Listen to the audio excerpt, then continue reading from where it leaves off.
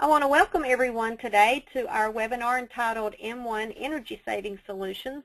We appreciate you spending time with us today and hope that you're going to go away with some good tips on how to use the M1 for energy management. That's such a hot topic right now, and know that it really helps in selling the panel to understand how you can save a lot of money for your customers with using the panel. Before we get started, just a couple of quick things. First of all, my name is Beth Carter, and I'm going to be helping us facilitate questions.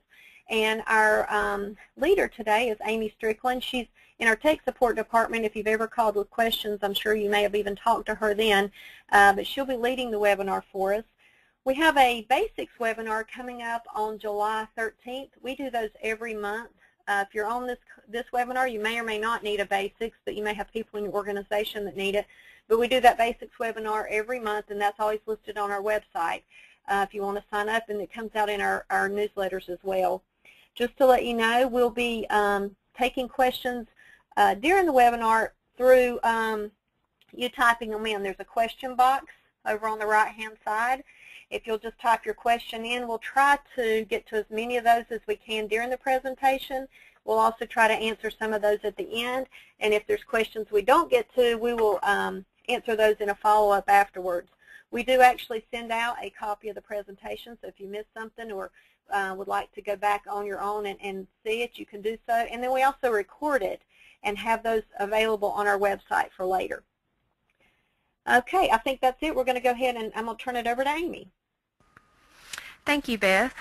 Thank you all for being here. We're going to go over some energy saving solutions that you can get with the M1 that can help your customers save money, and hopefully we'll be going over some concepts here that will help you sell the product as well. You can definitely use this information to show your customer how installing the M1 and having these features can actually provide them a return on that investment. So I want to start out by just showing you where the money's going, where's the energy being used. And so this particular chart on the screen now shows you residential usage, and you can see heating and lighting and appliances are a big chunk of that. And when you add in the air conditioning, water heating, I mean, you're looking in the residential area, there's a lot that we can do there to help reduce the cost of energy. Looking at some similar data for commercial installations, again, the big ones there are heating and lighting. Water heating plays a factor there, air conditioning plays a factor there. So if we look at those things that we can control, the water heater, turn lights off when they're not in use, help the HVAC system run more efficiently through the set points, setting things back when you're not there, that sort of thing, we can really start to make an impact here.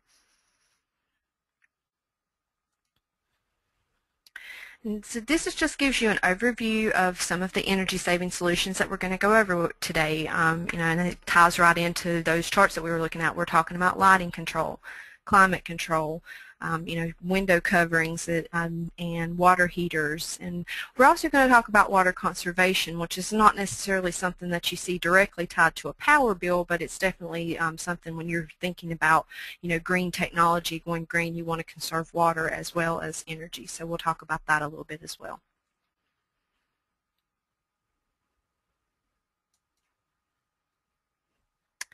Let's look at lighting control first. Lighting control is something that you can do in a residential or a commercial application.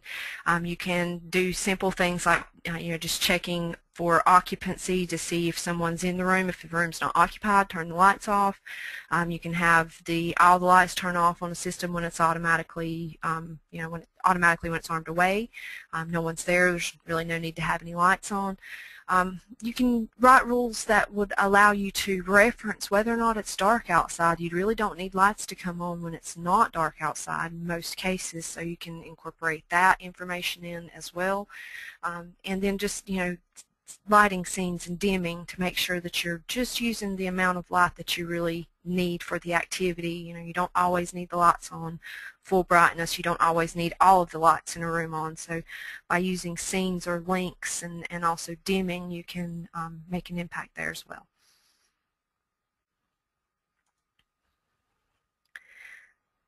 The M1 system works with a variety of lighting products. I've got some logos up on the screen here now to give you an idea of who we work with.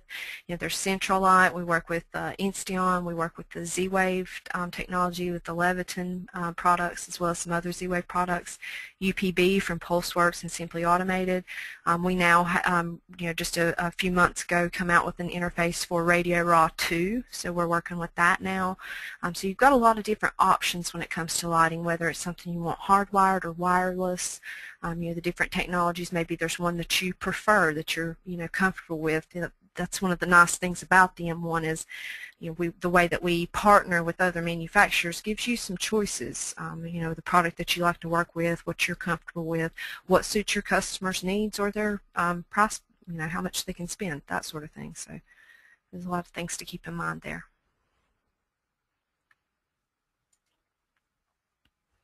I'd like to show you a few rules examples of how some of these things can be achieved. So what we're looking at on the screen now is lighting in a bedroom. We want it to turn off 10 minutes after we've seen no more activity on the motion detector. So in this example, I'm using a counter. When the motion detector in the bedroom is tripped, it sets the counter to 10. And every minute we're subtracting from that counter. So as a person's moving around in the bedroom area, you know, they're tripping that motion, that keeps setting that counter back to 10. As the counter is counting down every minute, if there's no activity, then, you know, after 10 minutes the counter is going to reach 0, and at that point we turn the lights off. And you could customize that. I mean, I'm just showing the basic example that I just explained here on the screen, but if you wanted to customize that for certain hours that this would work, you know, you can definitely incorporate those kind of things into the rules and make them work for the customer.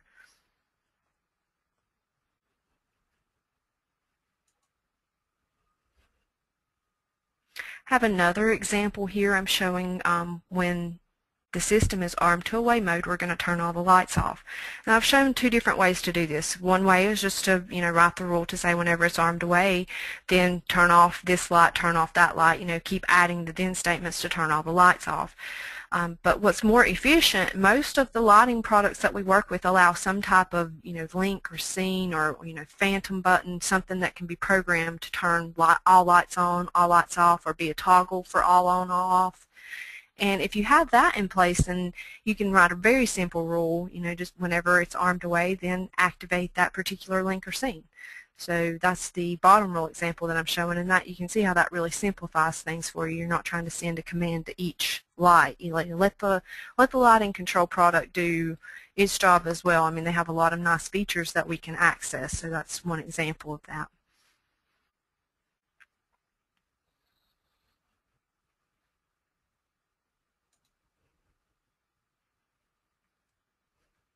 In this rule example, I have incorporated the "and it is dark outside" option.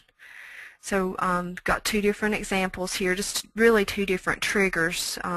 So we were showing one example when the system is disarmed and it's dark outside. Maybe you want to turn on a few lights in the home. You come in, you disarm the system, you want to turn on a few lights just to, you know, make it welcoming when you get home. So you can see here we're turning on a couple of different lights to 50%. Again, and you know, there's really no need to have them on full bright for this particular event. So that's, you know, we're setting those to 50%. And the bottom example I'm showing actually triggering off of a motion detector that's outside. Motion detector outside is tripped and it's dark outside, then we want to turn on an outdoor floodlight. We may also want to turn on a light inside. That's, you know, again, these are just some examples. You can customize this for your customer, but, you know, maybe the idea there is you want to light up the outside, you know, to allow you to see in. If you're coming in, you want to light a pathway so that it's safer. But you may also, you know, maybe if it's not you, if it's someone else approaching your home, you may want to turn a light on inside just to, you know, give that appearance of there being someone there and aware of it. You know, that may deter someone who may be wanting to do something not so nice there. That may send them on their way. Otherwise, you know, if it's a guest or a visitor to your home, again, it just makes it more welcoming. So we're adding all the, you know, convenience and comfort while we're also saving money. Do we have any questions about lighting control at this point? Not so far, Amy. You're doing a wonderful job. Okay. Explaining things very well.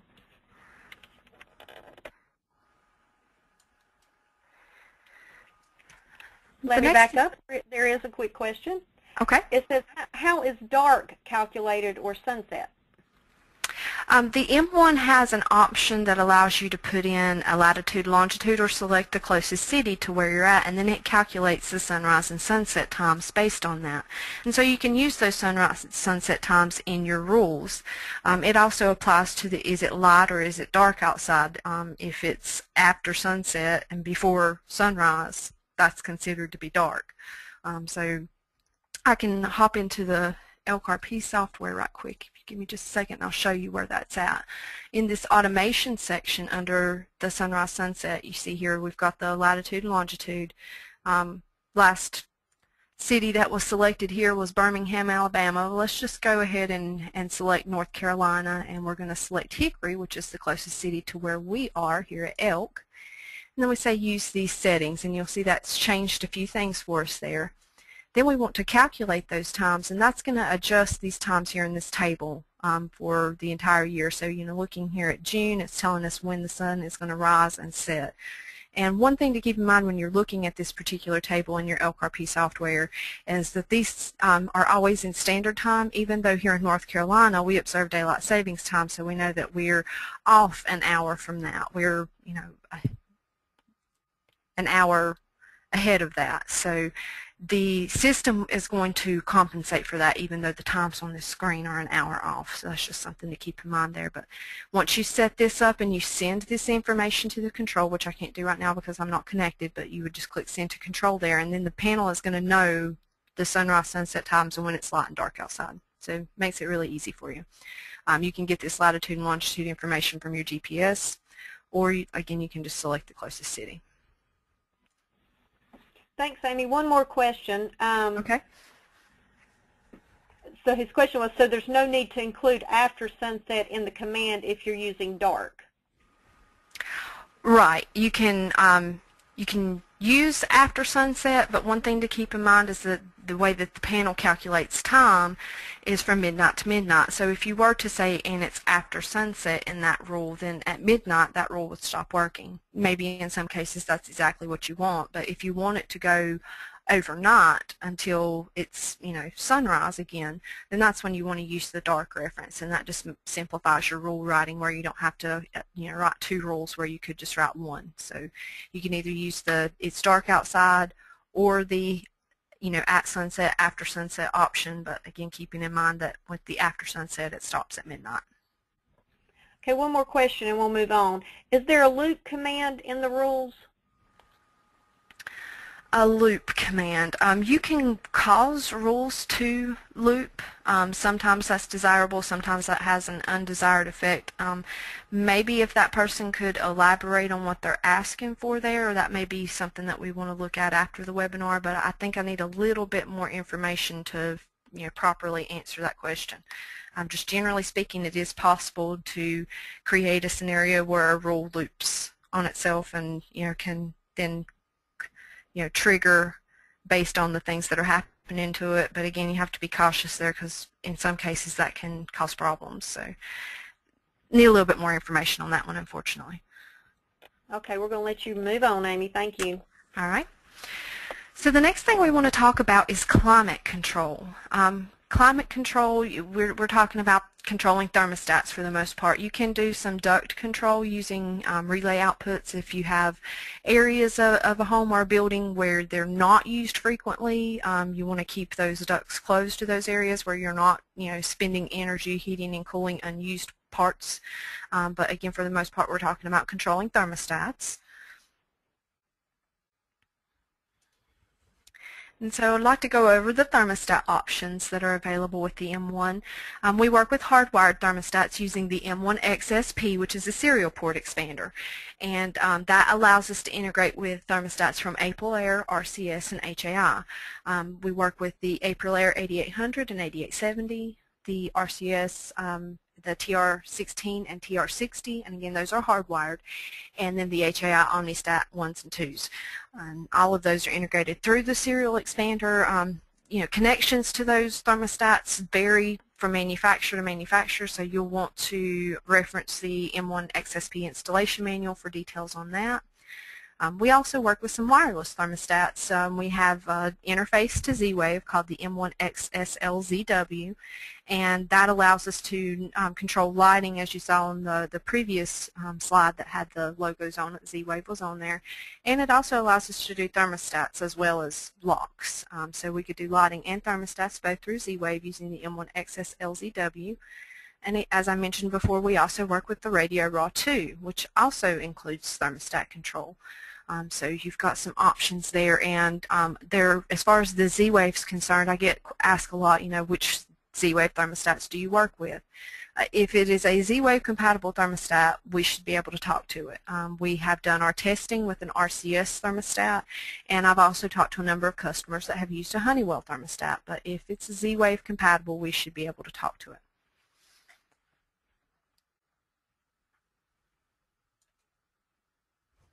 I want to go over a few rules examples for thermostats. I think it's a good idea to use tasks when you're doing thermostat control, because you may want to trigger that from rules. Your user may want to trigger that from a user interface or from the telephone remote control. So tasks give you a really easy way to activate those things. So I've got an economy mode task, and in my examples here I'm just showing one thermostat, but you could be controlling multiple thermostats by just adding more then statements to your rules. As you can see with the economy mode, I'm setting the thermostat cooling and heating set points to levels where it may not be quite as comfortable, but it's still going to be a manageable temperature. With the comfort mode, we're going to those nicer, more comfortable temperatures while you're there. And so in these rules, I've set those temperature values fixed, basically just because I wanted you to be able to see them. But what I really like to do, what I like to tell customers and the installers that I'm talking to, custom settings are a really great feature that I think sometimes gets overlooked. What that would allow you to do, you could set up a custom setting that was a number, and you set the initial value, like say the 75 degrees or the 65 degrees. You could have a heat and cool for economy and a heat and cool for comfort. So you'd have 4 custom settings. You go ahead and set those initial values, and then you can build that custom setting into your rule. You can say set cooling desired temperature to custom setting 1. That's going to have that fixed value, but what it's going to allow your customer to do is go back into their user interface and change that if they choose to, and that they can make that change without calling you or having to bug you to make a simple programming change like that. They can make it themselves. They're going to love that feature, that flexibility that you've built into there. So you're really going to look like a hero for them, being able to allow them to customize it without having to have the programming software or make a phone call if they want a slight temperature change. So definitely take advantage of those custom settings. I think that's a great feature. So now that we've defined our tasks, our economy mode and our comfort mode task, we can activate those. So the top example here shows activation of those tasks based on arm state. When we arm the system to away, we know we're not going to be there. We're going to go ahead and activate the economy mode, and that's going to, it's not an aggressive temperature change, so it's not the kind of thing that's going to have the building or the home or the business at an uncomfortable temperature when people get back. That's one thing to keep in mind if you're going to be making daily changes like that. It really shouldn't be an aggressive change. It should just be a few degrees, and that will make a difference, definitely. So then when the system's disarmed, we're triggering that comfort mode, and so the temperatures are going to go back to that nice comfortable level that everyone likes pretty quickly, because we haven't made a huge aggressive change when we were in away mode, but it will be enough that you'll see a savings on your energy bills. Now, alternately, if you're based on a schedule, that you get off work at a certain time, or your customer gets off work at a certain time. They work Monday through Friday in this example at 4:30. We're going to go ahead and trigger the comfort mode. So by the time they get home, it will be just as comfortable as it was when they left. Still providing that change in the temperature settings that will allow the HVAC system to not run as much while there's not someone there.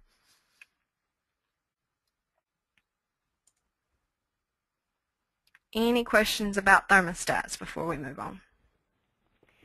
Actually, Or do just not have questions in about general? thermostats, but a couple that I think went back maybe to the lighting discussion. Okay. One was, does the M1 give the astronomical clock rules that Radio Raw 2 is missing in if-then statements? I mean, I'm not sure what what the comparison is there. I'm not sure what Radio Raw does or doesn't do as far as that's concerned. But again, if we go back into the LRP software, which is the programming software for the M1, if we look here, we have under this whenever we can adjust at sunrise, at sunset, and you'll see that you get before and after those times. You can specify how long before and how long after, and I've actually used that in an example that we'll get to here in a little bit. You can also look at those things. You've got your light dark, which we've talked about. You've also got relative to sunrise and sunset in the time is portion under and, so that you can use those as conditional statements. So I'm not sure if that answers the question, but you can reference the whether it's at, after, before a certain time, sunrise, sunset, light or dark, those things can be referenced in your trigger statements and also in your conditional statements in your rules. So it does give you a lot of flexibility. Again, I'm not clear on what the gap there is on the Radio Raw programming, but maybe that's something that person can provide us with some information or contact tech support if they want some further clarification on that. Okay, just want to tell everyone, because we've had some people join us late, if you've got a question, just type it in. I notice we've got some hands raised, but we're not, at this point, we're not doing live questions, but if you would just type your question into the question box. Okay, thanks, Amy. All right, the next thing I want to spend just a little bit of time on is window covering, shades and blinds, and those can be used to try to help the heating and cooling system work more efficiently by blocking out radiant heat from the sun from coming into a room or an area during peak times of day. In the winter time, you can have the opposite effect where maybe you want that sunshine coming in to try to help warm up a room, but in the wintertime, you may also want to make sure that all of the blinds or shades are closed at night so that you're not losing heat through the windows. And so those are just some things that, with proper planning and, seeing where there's a need for it, you can use the shades and blinds to help the heating and cooling system run more efficiently. We have two different options currently for controlling window coverings. Radio Raw 2 supports commands to shades and blinds. Within that product offering, there are some shade and blind options, and we can send commands to those. We recommend using their button or phantom activation to control the shades and blinds. They can be controlled through lighting commands, but generally speaking, when you're doing this type of control, there's most likely more than one window or covering that you want to control. You can, through the Radio Raw, through either button activation or phantom activation, you can set up a group, and maybe there's a light or something that you want to turn on. You close the shades to keep the heat from coming in, and then the room gets a little darker. You want to maybe put on some dim lighting, that sort of thing. So you can have that all be in one command from the M1 just by setting it up in the Radio Raw 2. The other option is motorized shades and blinds that can be controlled through relay outputs from the M1.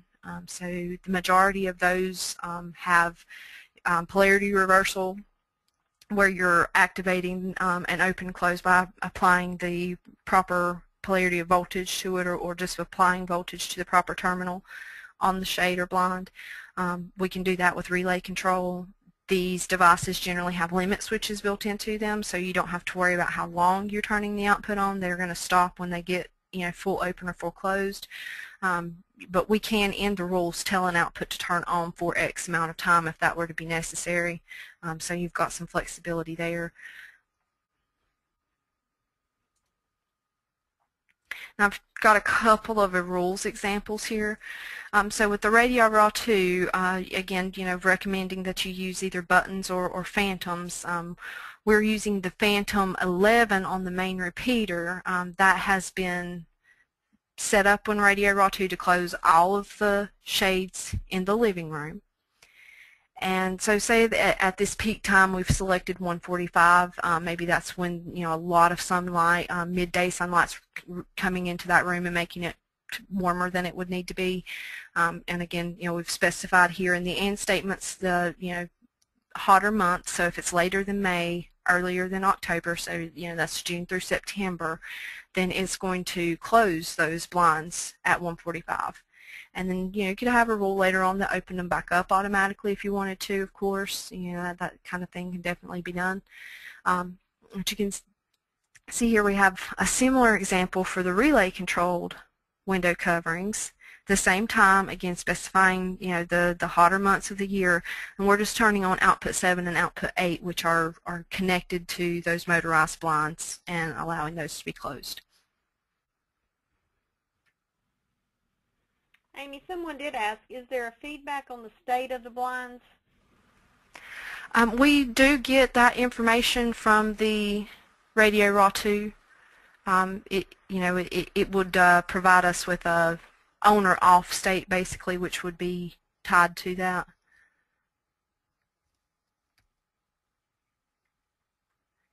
We control that through lighting commands, so that we see that as a light.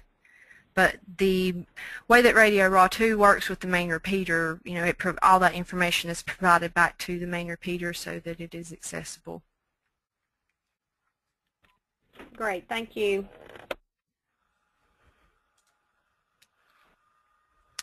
There are a number of other devices that can be controlled that would make an impact. Again, looking back at those pie charts that I was showing at the first of the presentation, the water heater was a sizable chunk on the residential, and then definitely something to consider on the commercial as well.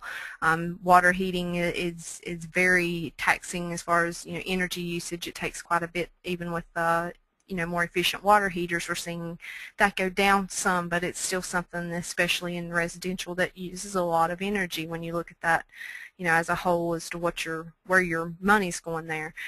We can control the water heater using, and again we're referring to electric water heaters. We have a product that would allow us to turn that on and off, which we can do when you're away, or if it's late at night, or if you're on vacation. You definitely don't need hot water, you're not going to be there. So similarly, you could control pool and spa pumps to only run when needed, things like that. So there's a number of electric devices within the home that you could control other than lights and thermostats. So I want to talk just a moment about controlling the water heater. Again, the ELK 9200 is a product that we offer. It's a heavy-duty relay contactor. It's used with appliance modules.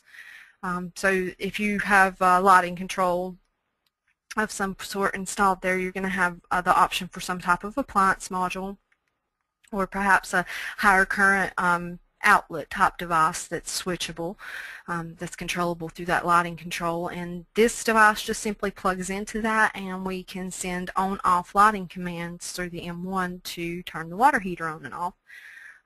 So again, we're saying here, if it's system's armed way and it's Monday through Friday, then we want to turn it off. Again, keeping in mind there, as far as you would need to ask these questions about a person's schedule. So we're in this example assuming this is a person that works Monday through Friday. When they arm the system on one of those days, they're going to be gone for a while. They're going to be at work all day. So another option here, if it's 4:30 a.m. and it's armed to night mode, then we want to turn that on in anticipation for this person getting up and needing to get ready for work, and they want to take a nice hot shower. So we're based on their schedule, anticipating when we can turn the water heater on and off to help save that money.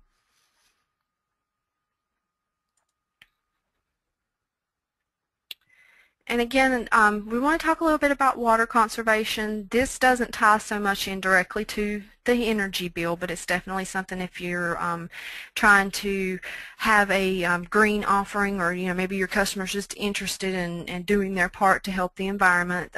Water conservation is definitely something that you want to keep in mind there, and the sprinkler system is a great place to make an impact there. We can also shut water off if a leak's detected, which not only will save from property damage, but will also, save from all that water being wasted. So that, double benefit there. So we're going to talk a little bit about that. You want to schedule the sprinklers to come on when it's most efficient.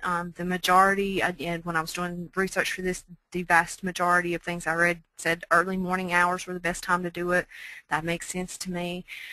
So when we're controlling sprinklers, we're using relay outputs to do that. Now that output may be tied into an input terminal on the sprinkler controller if that's installed, or you might be switching power to the solenoids. So there's a couple of different ways, and I've talked to customers who have done that both ways. So here we're showing at 3 a.m. and the day of the month is a multiple of 3. Now you could pick that to be a multiple of 2 if you have an ordinance for odd day, even day type watering. You can address that in these rules. We're saying every third day we want to activate the sprinkler, but also you can incorporate rain sensors, and there are a number of different options there. I was looking at that as well, and some of the more common ones, as they get wet from the rain, they swell, and then as the rain evaporates, they go back down, and that's activating a switch inside that we can connect to the M1 as an input to see if it's rained recently. If it's been raining, you certainly don't need to turn your sprinklers on, so that's something that you can incorporate, and those products are definitely out there, so keep that in mind when you're working with this kind of thing. So we're saying 3 a.m. it's every third day, and the rain sensor secure, we want to activate our water lawn task. Now another thing that I've done here in defining this task, which is the second rule, I'm turning on one zone of sprinklers in the front, and I'm turning those on for 10 minutes, and then I've used a counter here to indicate that my task has been activated. The reason that I did that is I don't really want the front sprinklers and the back sprinklers on at the same time. That's something that some people prefer them to run kind of one, and then when that one turns off, run the next zone, that sort of thing, so that they're not all running at one time, taxing the water system. So we're saying in this third rule, whenever the front sprinkler is turned off, and our counter equals 1, meaning that that set of sprinklers got turned on by this task activation. That's what that's indicating to us. Then we want to turn the back sprinklers on for 10 minutes. And considering in this example I've only got 2 zones of sprinklers, if you had more you could keep going. In your last sequence you would want to turn that counter back to 0.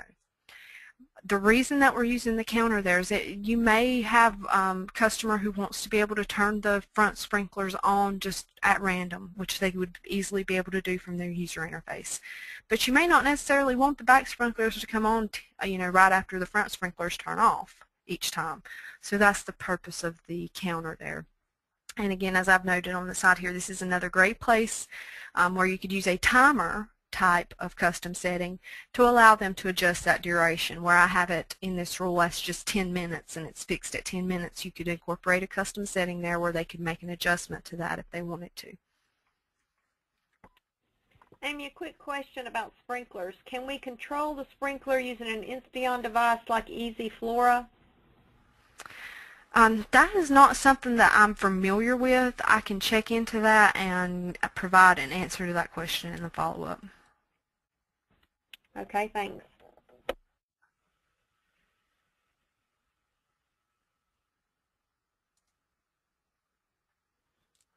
want to take just a moment here to talk about our water shutoff valve. The ELK WSV is operated from a relay output from the M1. We're just basically switching power to either an open or a closed lead on the device using a relay, so it's really easy to hook it up. And of course you want to have a plumber help you install this product in the water system. So that's where you're going to want to network with your colleagues out there. You get a plumber to help you with the water hookup, the pipe hookup. But the electrical hookup's pretty simple with the relay. And so you can have leak detectors, water detectors in various places. You may want to have that near the refrigerator if there's an ice maker, dishwasher, in the laundry area, anywhere where it may be prone to have a leak. And you can set those zones up, as inputs to the system, set those up as water alarm zones. And then just write a rule to say if there's a water alarm, you want to shut the water off. So we're turning the water shut-off valve on to shut the water off. And then, as in the example shows, you could even have the system, call the homeowner to let them know that's happened, send them an email, that sort of thing, just to make them aware of that. You can display text on the keypad. With this water alarm, you're already going to see water alarm on the keypad, but if you wanted to have additional text there, you could send text to the keypad. So there's a number of different things you can do when you shut the water off due to an alarm. And then I have another example here just showing when that water alarm clears and the zones, the water detection zones are secure, then we want to turn the water shut-off valve off, which will allow the water to flow again.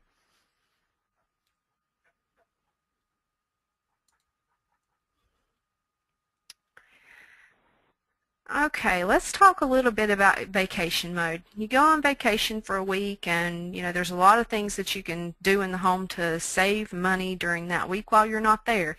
You really don't need your thermostats running at the normal set points. You don't need your water heater on. There's a number of other electrical devices that you may not need on. You can turn all the lights off. You may want to use a conservative light schedule to give a lived-in look so that it looks like you're there. So you're just turning on just a few lights to give that appearance of someone being home while, not leaving a bunch of lights on the whole time, which I know some people do. I've been guilty of that myself. I just, go on vacation. I'm like, oh, I really ought to leave on a couple of lights just to make it look like someone's here, but they're on the whole time. And that's not really that effective, and it's wasteful of energy. So you can set a schedule up here. And, again, you would definitely want to have your water cut off if, using a water shutoff valve. And that's something that it's not, again, necessarily directly related to energy, but a lot of homeowners insurance requires that your water be off if you're going to be gone from your home for X number of days, and that that number of days varies. But if you were to have your water on and then you come home and find that you've had a leak and there's damage, your insurance may not cover it. So it's best just to have the water cut off. So we're going to look at a couple of rules examples for vacation.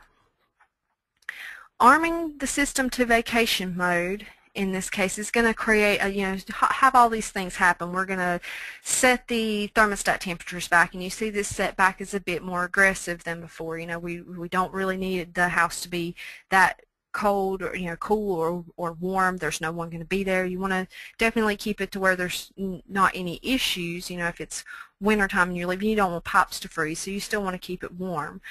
You can discuss these things with your customer, find out what set points they would like here, but again, I've chosen much more aggressive setback than with the daily setback we were looking at before. We've turned the water heater off. We've activated our all off command for the lights, so we turn all those off, and we've shut the water off, and all that's happened just because the customer armed their system to vacation mode.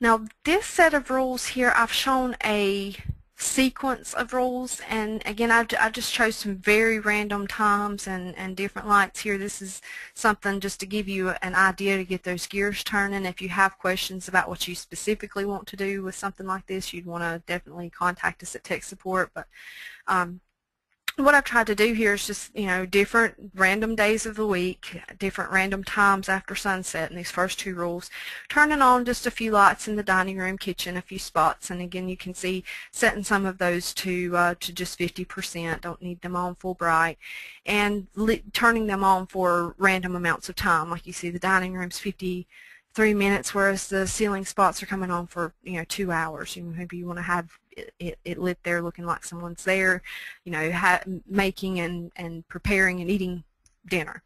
And then you're having certain things happen on Monday, Wednesday, and Thursday, Saturday, Tuesday, Friday, Sunday, different things are happening there, different times. So trying to just add a bit of randomness into that. And there are a number of things that you can do in that area. This is just to give you some ideas. Then I have on these last two rules examples showing, couple hours, almost 3 hours after sunset, we're activating a master bathroom light, setting the bedroom lights to 30%, giving that appearance that someone is, getting ready to go to bed kind of thing. So just to give you some ideas there, but you can definitely take your creativity and apply that to, this type of idea just to create that lived in someone's home look that will give your customer that peace of mind of knowing that it looks like there's someone there.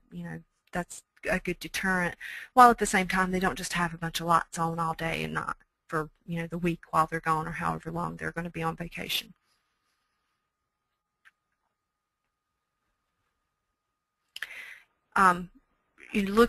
I just want to go back here for a second. Looking back at this example, we've set the thermostats to these, less comfortable settings. Turn the water heater off, turn the water off, that sort of thing. You can have a rule, like if your customer happens to know when they're going to be back, you could set up rules that said, they're going to be on vacation X number of days, and have it to where it automatically come back on. That it's doable. It's an example I looked at showing here, but it was a bit more complex, and with definitely a lot of variables there as to how that could be used. One thing that I would recommend you do would be to set up a task that the customer could either through the telephone remote control, or say they have the Ethernet interface installed and they've got the eKeypad app on their iPhone, that sort of thing. You could have a task that they could activate, an hour, 30 minutes before they were going to arrive. They just pick up the phone, activate this, and you've got the heating and cooling set back to a comfortable temperature. Your water's turned back on, the water heater's turned back on, so that when they get back home, it's like these things didn't happen like it was when they left. They're not going to walk into an extremely warm or cool room, that's uncomfortable, have to wait on the water heater to heat the water back up, that sort of thing. They could just easily call and activate that. So I think that's the best way to handle that. Again, there are other ways to do it automatically, but a lot of variables to consider when you're doing it automatically.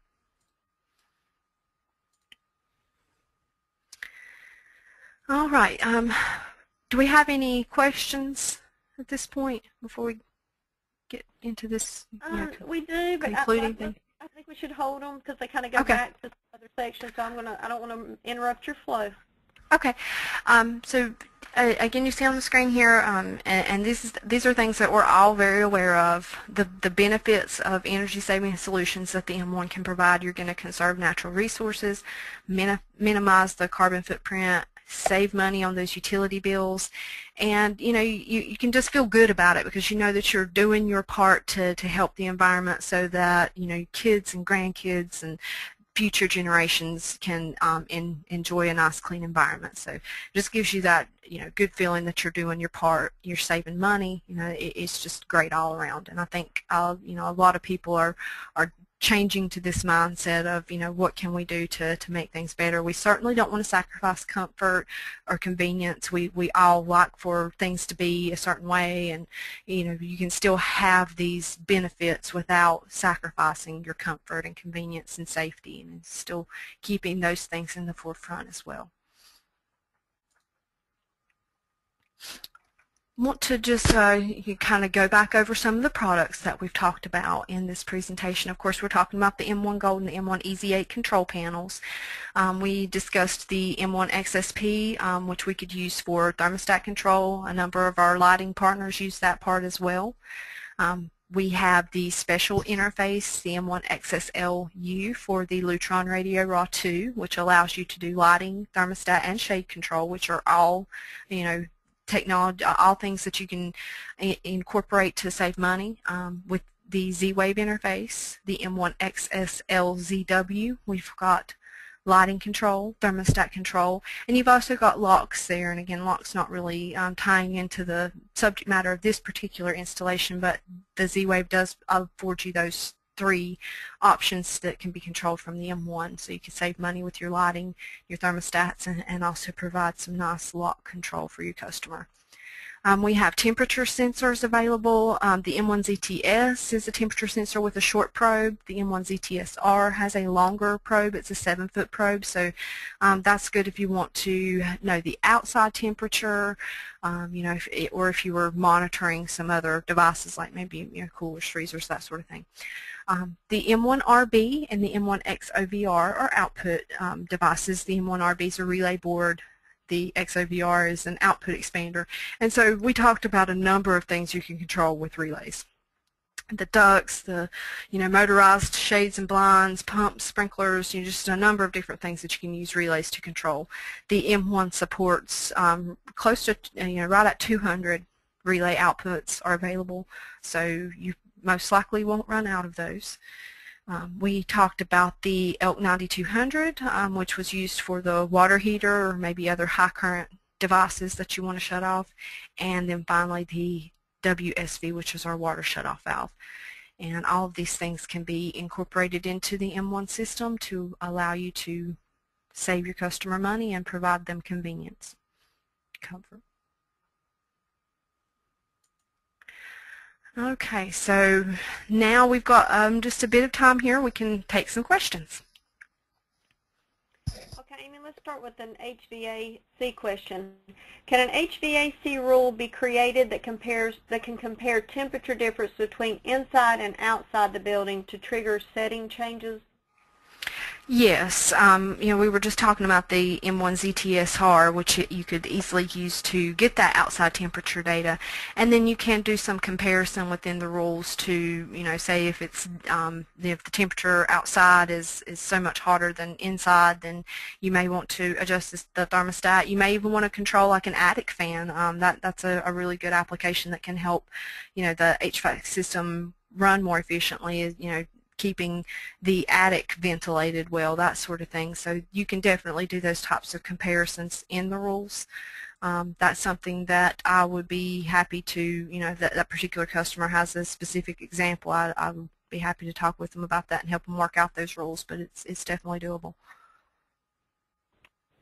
Can the M1 do a random lighting schedule? I mean, you can't really have a truly random lighting schedule. I mean, the M1 doesn't generate, random times or random numbers. Within those rules, you're going to be picking certain times. So you kind of have to create that randomness when you're building those rules. And that was, something I was trying to show in that example. Again, you have to kind of get specific on what you want there to build it the way that it needs to be done, but you may just, so at a particular time. I like to trigger those types of rules off of sunset because you're going to have a minute or two variation there, and then just different days of the week. I mean, you could, if you really wanted to get into it, you can make it happen at a different time every day. You just specify the day in an and statement, and then you can turn those rules on for varying times. So you could have one come on for 53 minutes, whereas another one comes on for an hour and 12 minutes. Or, I mean, you can really kind of get that random look that way. You just have to take the time to write the rules and build them to have that kind of random effect. But just as far as can the M1 randomly turn lights on with a single random light command, that's not the case. You do have to specify in your rules when you want it to be triggered, how long you want the light to come on, and so you have to build that randomness in when you're developing those rules. Okay, Amy, can you talk a little about what can be controlled through an iPad app? The iPad app allows you to control most of the features of the system. You can do your security, any lighting, thermostats that you have integrated into the system, task activation, outputs. So the types of things that we've been talking about today are things that you would have access to from an iPad app. The app is developed by a third-party developer whom we've worked very, very closely with, Jason Calloway, and he can definitely field specific questions. He's got several different versions of the app that do different things. I think there's one that's just security, and then you get, as you go through, you're getting more features added to it. It's able to do more things for you. You know, it's got a version that incorporates video and stuff like that. But as far as the things that we've been talking about today, there's definitely a version of that app that can do the things that we've been talking about: activate your tasks, turn on your outputs, control the lighting, the thermostats, you know, that sort of thing. So definitely with the subject matter that we've been going over today, you would be able to control that from the app. Okay, is there a solution for boiler-based, thermostat-based water heaters? At this particular time, the only type of water heater that we're able to control is an electric water heater through the 9200. We don't at this time have options for controlling other types of water heaters. So that may be something that we want to, you know, pass on to our engineering staff to look into at some point, but right now it's just electric.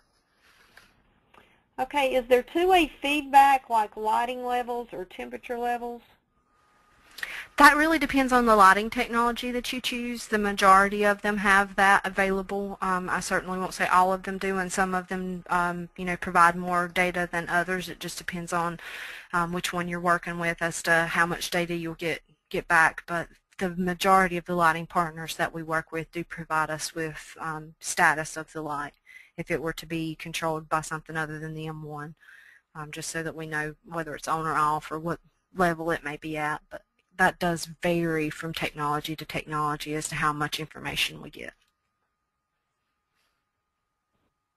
And Amy, could you mention the name of the iPad app? It's called eKeypad. And again, there are a number of different flavors or versions of that, but the app family is called eKeypad, and that's for the iPhone and the iPad. There's a separate app available for the Android platform. It's from Gas Studios, and it's called My Keypad.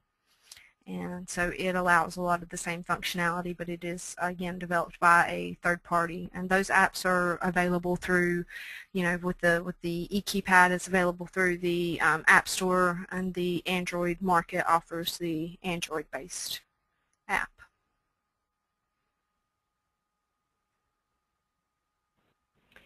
Okay, this was a question specifically about controlling Insteon, and it says, would there be a reason to use an ISY99i versus an M1 XSP? We actually prefer to do the Insteon integration through the ISY99i using the M1X EP, especially in cases where the M1X EP is going to already be there, which, you know, covers a lot of installations just because people like that remote capability. So you're putting in the Ethernet interface anyway.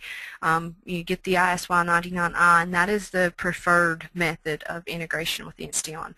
We still support the serial integration through the M1 XSP, so that still works. That's not something that we've you know, stopped supporting. It's still there, but we do prefer the network interface through the ISY. It provides you know, more features and better feedback and things like that. Okay, Amy, it looks like you've done a great job. We've got to the majority of the questions. If your question didn't get answered, we'll try to do so after the presentation. And like I mentioned before, we do a follow-up where we send out a copy of the PowerPoint if there's something you want to go back and see again.